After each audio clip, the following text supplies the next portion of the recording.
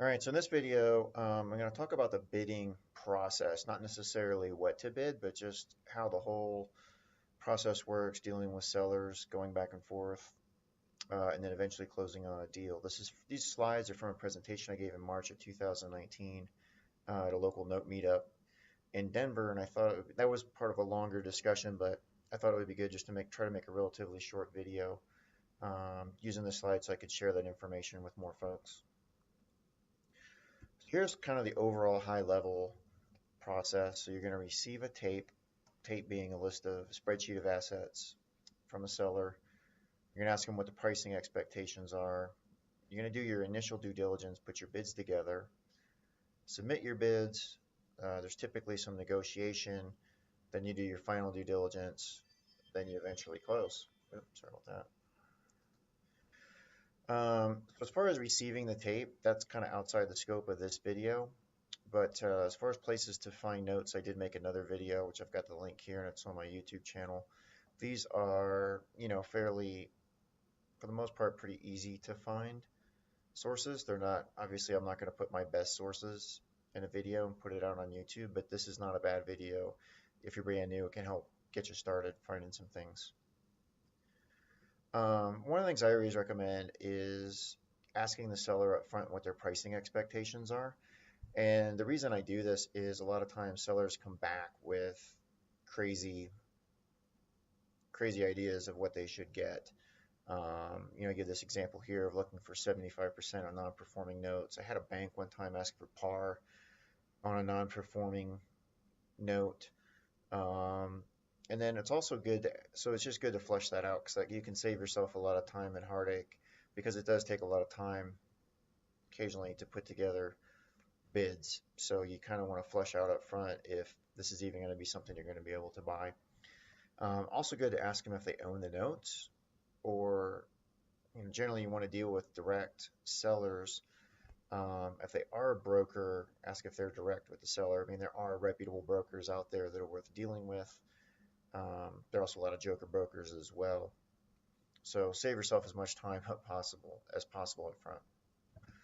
So prior to bidding, how much due diligence do you do? On one hand, the more that you do up front, the fewer hassles you're going to have later. So the more delinquent taxes or other problems you can uncover up front, that's going to save you from submitting bids, getting them accepted, and then spending money on due diligence and finding out you can't close. But there's a trade-off here, right? If you do too much due diligence up front, that's going to get very time consuming, and most of your bids are not going to get accepted overall. So there's kind of a trade-off between how much you do up front, how much do you do on the back end. As far as what I do in my process, I do my quick filters for my key criteria, my key states, unpaid balance ranges, value ranges, et cetera, et cetera. And I can do that really fast. But then I will check on delinquent property taxes, usually just by looking it up online. I'll check crime data, Trulia, look through some other things, and then run everything through my ROI calculator. And I've got it down where I can do this fairly quickly. Checking the delinquent property taxes is really the most time-consuming part, typically. If you wanted to, you could do things like call the utilities to verify that they're on and see if the house is vacant, call code enforcement looking for issues, or calling realtors. I generally save that for the back end just because so many of my bids don't go anywhere. But there's nothing wrong with doing as much homework as possible up front. So actually submitting it, so once you run it through all your filters, you put together your bid, you should have an ROI calculator that you're going to use to determine your pricing. You do have to build that yourself, and on my YouTube channel here, I do have a number of videos that talk about using Excel for notes and some different tips and tricks. But as far as putting together the entire calculator, that's something everyone needs to do on their own. The other thing I do sometimes, I don't always do this, but sometimes I come up with two prices. I'll come up with the price for my bid, and then I'll kind of come up with what I call my threshold of pain, and that's because I often get counter offers, and I don't want to mentally anchor on a counter offer that I got, especially if it's an asset that I really like, because then the human nature is to start to justify how you can accept the counter. Whereas if you've looked at your pricing thresholds ahead of time, then it's a pretty faster, cleaner process.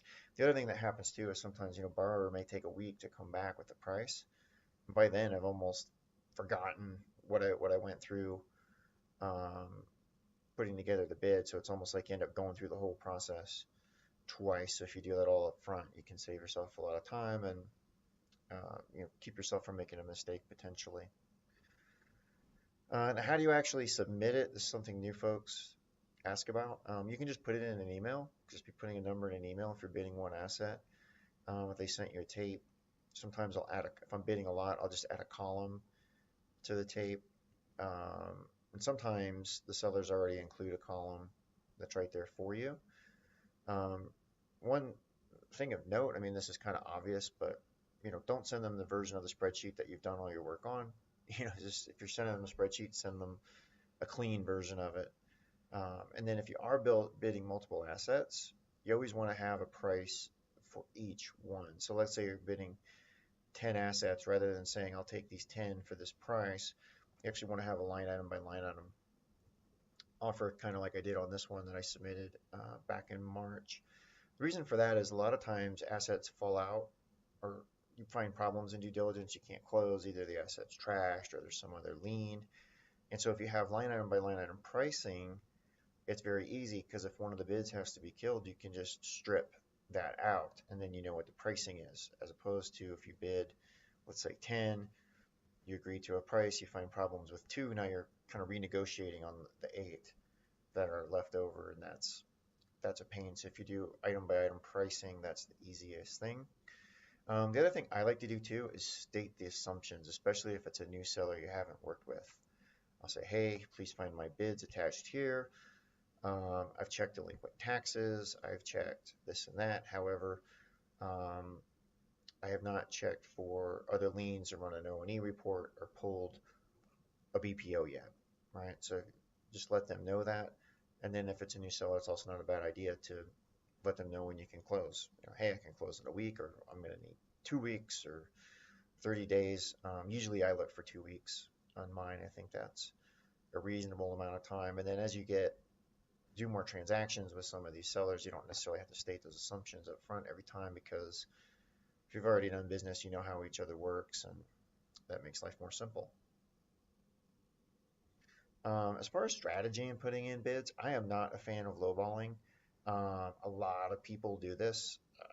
I see folks who have the idea of I'll put in a lot of bids and I'll put in some ultra low ones, and eventually I'll be like a blind squirrel finding a nut. To me, when I've sold notes to people on my list, and when I get back lowball offers, to me that indicates they're just not a serious note buyer and not someone that I want to waste my time with. So if you do lowball, I think it can potentially damage relationships with asset managers and just kind of a waste of time. That doesn't mean I won't put in conservative bids on occasion, but I'm saying I don't want to put in something super low where I think it just doesn't even make sense for the seller to sell it to me at that price.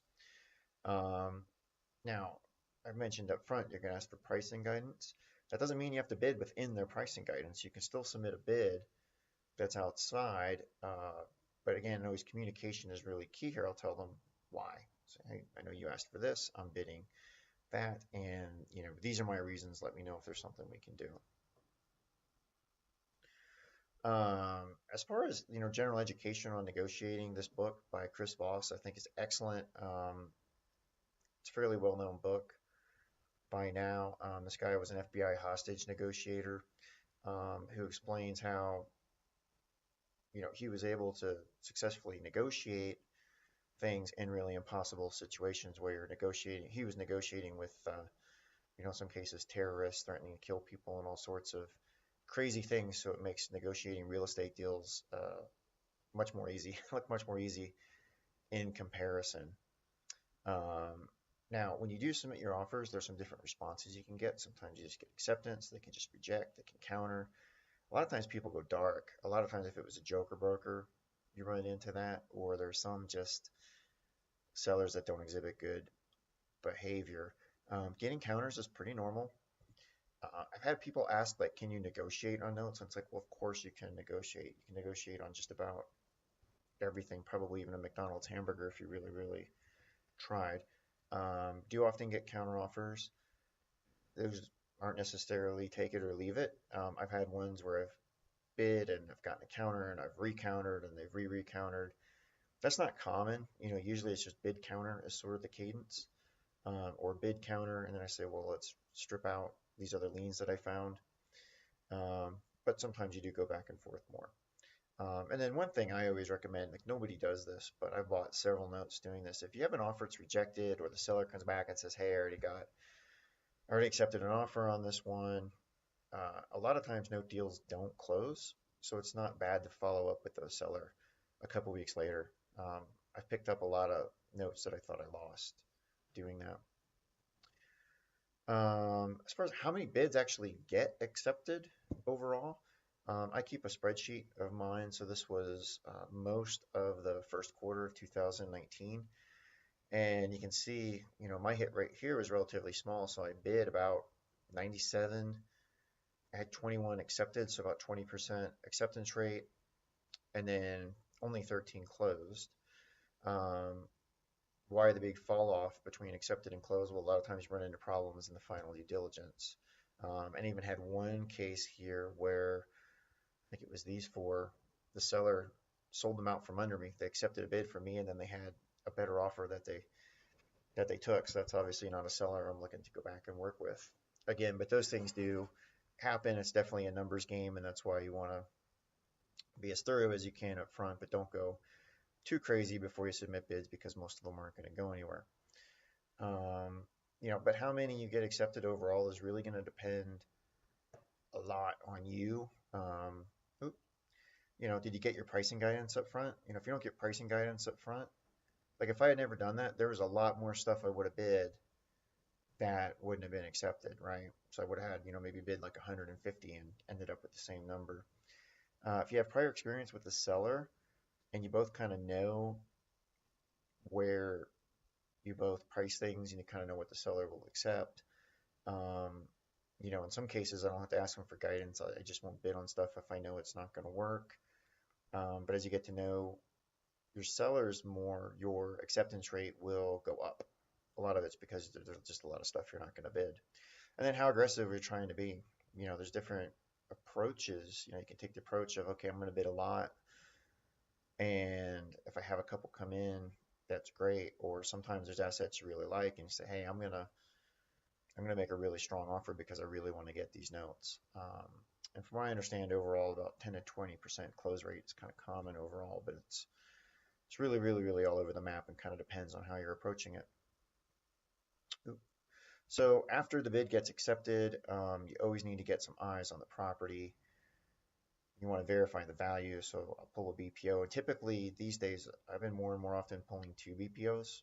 I usually get one from like a BPO service, and then a lot of times I'll call some of the local realtors and find someone to go out and put eyeballs on it. Getting the eyes on it is key. I've heard stories of people getting bids accepted on notes and find out that the house has been demolished or house burned down or it's not even there in some cases. So you always want to verify that, verify the value.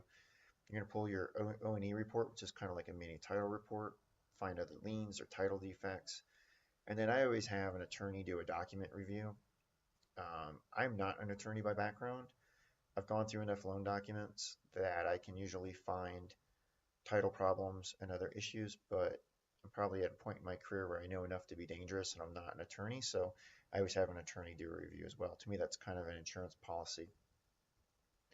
And then I get on the phone, or more often these days, my assistant gets on the phone, call code enforcement, look for any issues, any liens. I call utilities because I'm always wanting to buy owner-occupied assets. And if you call the utilities and they're off, that's a good sign. The property's probably vacant and not owner-occupied. And there's some other odds and ends I do as well. So, and I also, depending on how much time I have, I'll do these steps in series if I can. So pulling a BPO, pulling an O&E report, doing a doc review costs money. If I do those all at once and then find out that the house has been demolished and isn't even there, then I waste a lot of money. So one of the prices of doing business and notes is you are going to spend a lot of money on due diligence on assets that don't pan out. But if I can negotiate timeline from the seller, then a lot of times I can do some of these steps in series. And if I find a problem, I can then not waste money on the subsequent steps. Um, and then if you do find a problem where you can't close, you always communicate with the seller and share the information with them. So if I have to walk away from a bid, I'll send them the pictures and say, hey, um, I went into this assuming house had this value and the thing is trashed, and here are the photos and the realtor, the email from the realtor saying it's worth $15,000. I've never really had a problem with this with sellers. I mean, all their good sellers will understand that if you communicate well and just provide them with the data. I've only ever had one that reacted poorly. Um, and that particular guy is well known for being a jerk in the industry anyway, so that kind of is what it is. You can fade bids sometimes. You come back if you find a problem, and usually when I'm fading bids, it's just due to liens. I'll find say, hey, there's a city code lien for $600, so can we deduct that from the price? What I don't do that I don't think I've ever done it actually, but a lot of people do this where they'll come back and say, well, I'm not sure about this, I'm not sure about that. Can we knock the price down a little bit? If you are going to fade a bid, meaning lower the price, I recommend having a concrete reason for doing that. And for me, it's some lien that showed up that I didn't know about before, and so I'm asking to drop the price by the specific amount of that lien. And usually that's not an issue because if you remember the upfront part, when I submitted the bids, I stated my assumptions. I said, hey, I checked these things. I did not check these things yet. I'm assuming that these are okay. And if we find something later, then we'll expect to adjust for that. So be careful with fading bids. I mean, do it where it makes sense, but there's some people who just like to I've had buyers do this to me. One guy in particular, where they bid on one of my notes, I accepted it. They came back, wanted a little lower price. I said, okay, let's just get it done. And then they came back with more issues. So I've noticed with buyers, once they start going down that road, they're usually just not going to close anyway. So these days I take kind of a dim view if someone's fading a bid, unless it's for like a concrete reason, like I found this specific lien that cost X number of dollars, and so this is exactly what I'm looking for. So that's that. And then the closing process, there will be a sale agreement that you'll get from the seller. It'll specify, not verify, the cutoff date, the service transferring date. You'll have to provide the seller some information, like what servicer you want to send it to, or if you're leaving it at the existing servicer, how to assign it, what entity it's going into, whether that's a self-directed IRA or an LLC or something else, and then where to send the hard collateral. Some people use a custodian, some people store it themselves, and then you're going to wire the funds. And then basically once you wire the funds, you're essentially closed at that point. So then you can give your servicer a heads up that the loan is coming.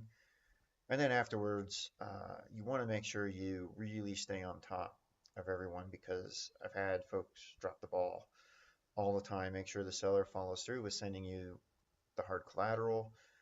Make sure they get the assignments, quick claim deeds, anything else, the longes created and sent to you, and also get you the hard copy so that you can then get everything recorded, and follow up with the servicers as well. So don't assume that everything's going to happen the way it's supposed to, because things fall through the cracks all the time. It's part of the business.